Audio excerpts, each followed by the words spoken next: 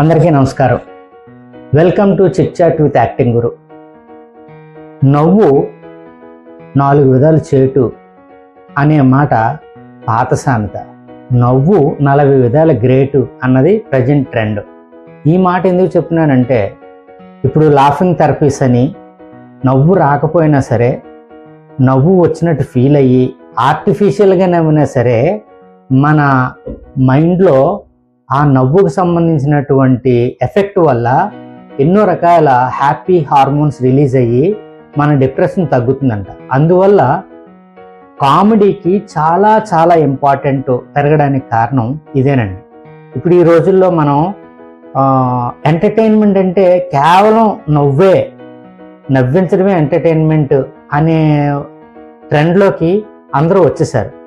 కామెడీకి సంబంధించిన ప్రోగ్రామ్సే మన బుల్లితెరలో ఎక్కువగా సక్సెస్ అవుతూ ఉండడానికి కారణం ఏంటో జబర్దస్త్, ఎక్స్ట్రా జబర్దస్త్, తర్వాత శ్రీదేవి డ్రామా కంపెనీ, అదిరింది, కామెడీ స్టార్స్, ఈ ప్రోగ్రామ్స్ అన్నీ కూడా సూపర్ సక్సెస్ అవ్వడానికి కారణం ఏమిటి? కామెడీ, నవ్వించగలడం. నవ్వు ఒక భాగం, నవ్వకపోతే రోగం అనే నానుడు కూడా ప్రజెంట్ ఉంది. ఈ విషయాలన్నీ నేను ఎందుకు చెప్తున్నానంటే, నటనలో మనం నవరసాల గురించి మాట్లాడుకున్నాం కదా ఇంతవరకును. నవరసాల్లో శృంగార రసం గురించి పూర్తిగా డీటెయిల్గా మాట్లాడుకున్నాం. ఇప్పుడు నవరసాల్లో రెండవదైన హాస్య రసం గురించి ఈరోజు తెలుసుకుందాం. హాస్యరసం అంటే, హాస్యం అంటే, దీన్ని అర్థం చేసుకోవడానికి మనం ఈ హాస్యరసం యొక్క స్థాయి భావాన్ని అర్థం చేసుకోవాలి. హాస్యరసం యొక్క స్థాయి భావం ఏంటి? హాసం అంటే నవ్వు. అయితే ఈ నవ్వు ఎన్నో రకాలుగా ఉన్నది. అంటే నవ్వుకు సంబంధించినటువంటి మనం ఆ రసాన్ని అభినయించాలంటే దానికి సంబంధించిన భావాలు, అనుభావాలు, విభావాలు, స్థాయి భావాలు, సంచారి లేక వ్యభిచారి భావాల గురించి తెలుసుకుంటే ఎక్కువగా మనం పర్ఫెక్ట్గా కామెడీ చేయగలుగుతాం. చాలామంది అనుకుంటారు, నేను అంటే నా పర్సనల్ లైఫ్లో జరిగిన ఒక విషయం చెప్తాను. హైదరాబాద్లో ఉన్నప్పుడు నా దగ్గర యాక్టింగ్ నేర్చుకోవడానికి ఒక డైరెక్టర్ అన్నయ్య కొడుకు వచ్చారనమాట. ఆ డైరెక్టరు ఏ సినిమాకైతే అతను హీరోగా తీసుకుందాం అని అనుకున్నారో ఆ డైరెక్టర్ నన్ను అడిగాడు, సార్ మా ఊరికి కామెడీ నేర్పిస్తారా? కామెడీ నేర్పించడం ఏమిటి? యాక్టింగ్ నేర్చుకుంటే అందులో కామెడీ ఒక భాగం. అది నేను సెపరేట్గా కామెడీ నేర్పిస్తారా అంటే నాకు చాలా ఫన్నీ అనిపించింది. యాక్టింగ్ నేర్చుకో, యాక్టింగ్లో ఆటోమేటిక్గా నవరసాల్లో కామెడీ అనేది, హాస్యం అనేది ఒకటి కాబట్టి ఆటోమేటిక్గా అది నీకు వస్తుంది. సో బై ద వే, ఇక్కడ టాపిక్లోకి వస్తే, ఇక్కడ నవ్వించడం అనేటటువంటిది చాలా ఇంపార్టెంట్. అంటే అన్ని రసాల్లోనూ కొంచెం కష్టమైంది. నా పర్సనల్ ఒపీనియన్ అంటే కామెడీ చేయడమే చాలా కష్టమండి. ఎందుకంటే కామెడీకి టైమింగ్ ఉండాలి, తర్వాత ఎక్స్ప్రెషన్స్ ప్రాపర్గా ఉండాలి, ఎబ్బెట్టిగా ఉండకూడదు. సో సున్నితంగా చాలా సెన్సిటివ్గా చేయాల్సినది కామెడీ. ఏడుపు కానీ, కోపం కానీ, రొమాంటిక్ ఇది కానీ, ఇలాంటి భావాలన్నీ సులభంగా చేయగలుగుతాం. కామెడీ చేయడం మాత్రం చాలా కష్టం. అందుకే సినిమాల్లో కానీ, నిజ జీవితంలో కానీ, నాటకాల్లో కానీ, టీవీల్లో కానీ కామెడీ స్టార్స్కి ఎక్కువ ఇంపార్టెన్స్ ఉంటుంది. అలాగే సినిమాల్లో కూడా కామెడీ చేసే వాళ్ళకి చాలా ఎక్కువ ఇంపార్టెన్స్ ఉంటుంది. అది నేను ప్రత్యేకంగా మీకు చెప్పాల్సిన అవసరం లేదు. జనరల్గా కామెడీ అనగానే ఆర్టిస్ట్ నవ్వడం కాదు, మన అభినయం ద్వారా ఆడియన్స్లో ఆ హాస్యరసం పుట్టాలి, ఆడియన్స్ నవ్వాలి. మా ఫ్రెండ్ అనేవాడు, అంటే మేము నాటకాలు రిహార్సల్ చేసేటప్పుడు, ఒరే కామెడీ అంటే నువ్వు నవ్వడం కాదురా, నీ వల్ల ఆడియన్స్ నవ్వాలరా అని ఎటకారంగా చెప్పేవాడు అనమాట. అది ఎగ్జాక్ట్లీ కరెక్ట్.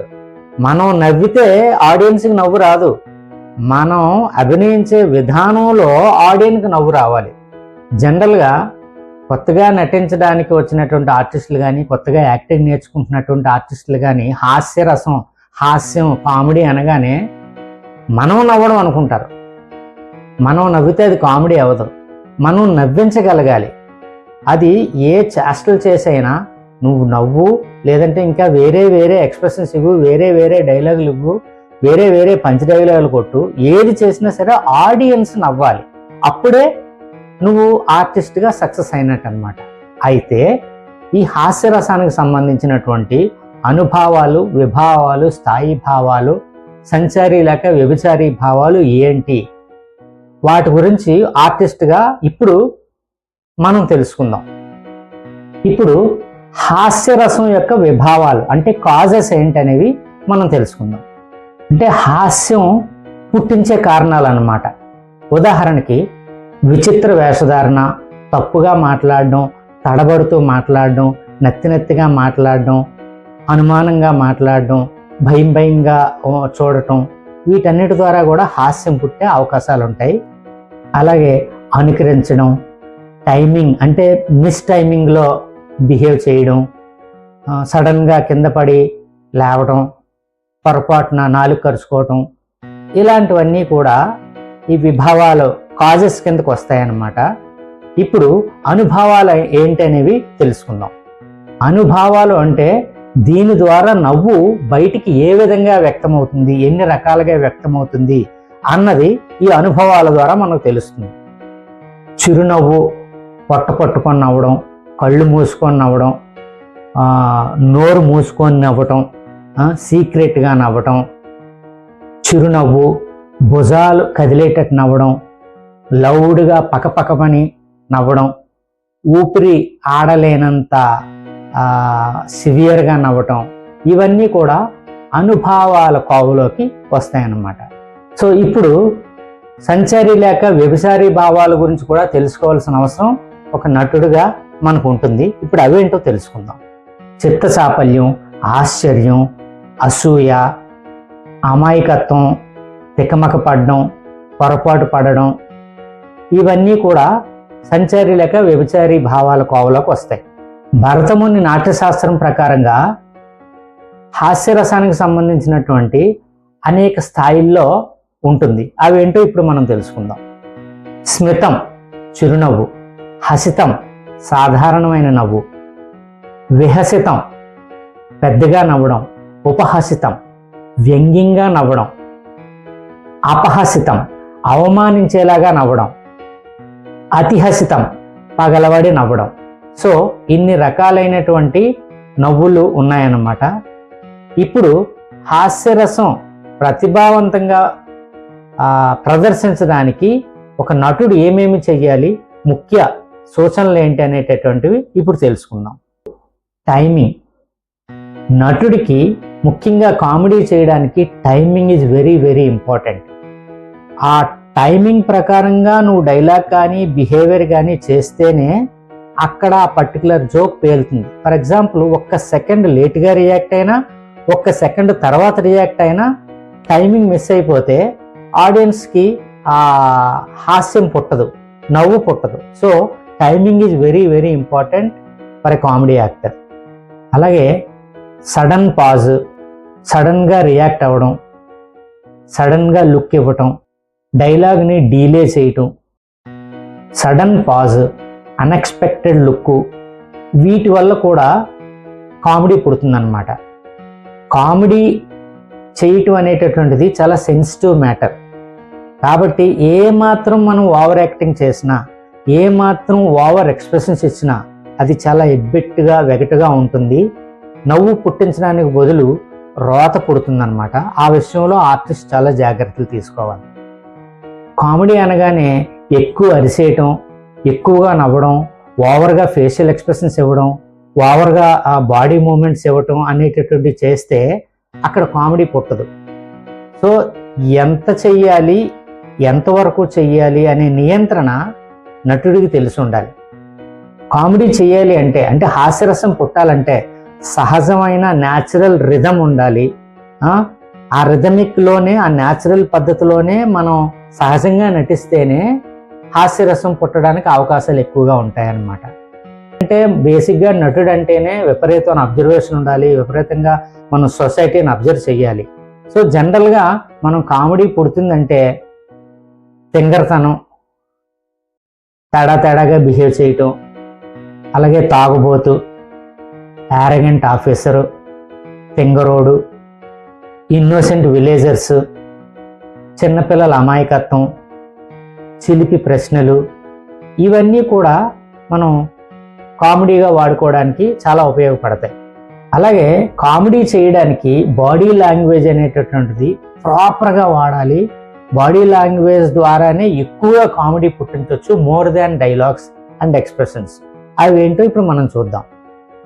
ఇప్పుడు ఆక్వర్డ్ వాకింగ్, రాంగ్ పోస్చరు, హెజిటేషను, సడన్గా స్లిప్ అయి కింద పడిపోవటం, అదే నడకలో తడబాటు పడడం, మాట్లాడేటప్పుడు తొట్టుపాటు పడడం, ఉలిక్కిపడి చూడడం, కొన్నిసార్లు భయంగా ఉలిక్కిపడి చూడడం.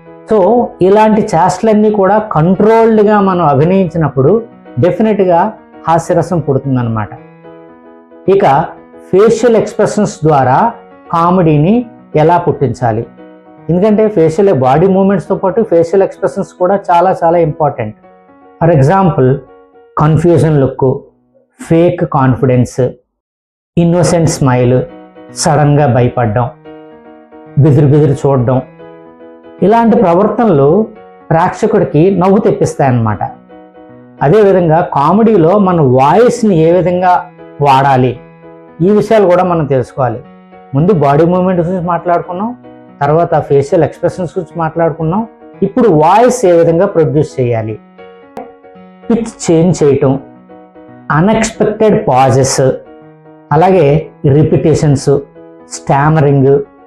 శృంగార రసం నుంచి కూడా హాస్యరసం ఉద్భవిస్తుందండి.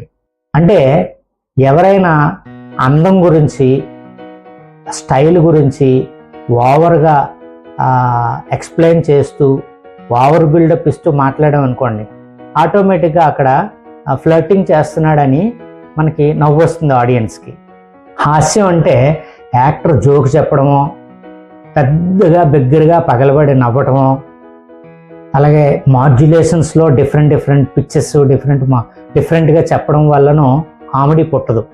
అది కేవలం నీ ప్రవర్తన వల్ల, నువ్వు చూసే విధానం వల్ల, నీ బాడీ మూమెంట్స్ వల్ల ప్రేక్షకుల్లో నవ్వు పుట్టించగలగాలి. సో ఇప్పటి వరకు మీరు హాస్యరసానికి సంబంధించినటువంటి అనుభవాలు, విభావాలు, స్థాయి భావాలు, సంచారి లేక వ్యభిచారీ భావాలు, అంటే ఫేస్తో ఎలాగా ఎక్స్ప్రెషన్స్ ఇవ్వాలి, కళ్ళు, నోరు, ఈ facial expressions, voice, body movement, ప్రవర్తన, ఇవన్నిటి ద్వారా హాస్యాన్ని ఎలా పుట్టించాలి అనేటటువంటి డీటెయిల్గా మాట్లాడుకున్నాము. నెక్స్ట్ ఎపిసోడ్లో కరుణ రసం గురించి డీటెయిల్గా మాట్లాడుకుందాం. Hope you enjoyed this video. Thank you very much. Me acting Guru Raja Rambabu.